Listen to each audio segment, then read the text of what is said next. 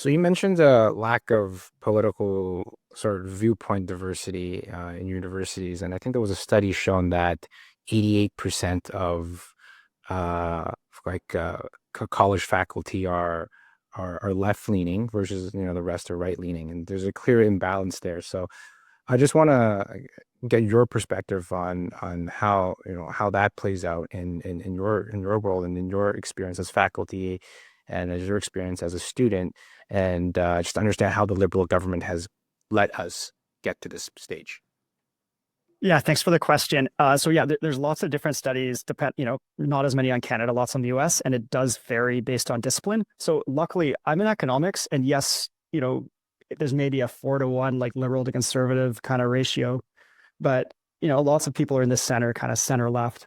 And people are pretty tolerant. I have good relations with in my own department. How does it work at a university? Well, if you have people who are higher, instead of just focusing on the left to right ratio, like about the ratio of people who are on the far left and would self-identify as such relative, I'm not talking like your liberal voter, like people who are on the far left, the ratio of them to, people who are kind of on the right, center right, whatever.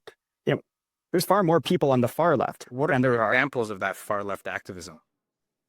Yeah, so I mean, the buzzwords you'd hear, Marxist scholarship, critical race theory. People would use those as examples of kind of leftist, as activist forms of scholarship that tend to be associated with far left politics.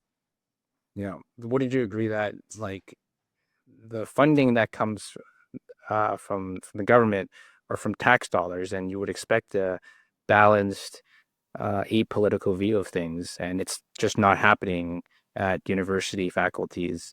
Would you agree that that's just not, it's just a total imbalance? And Oh you yeah, think that there should be strings attached to the money too, right? And yeah. I mean, so I don't know about strings attached research. It's really hard to predict the results of research in advance. So I don't know. So how you want to think about strings attached? That's very tricky.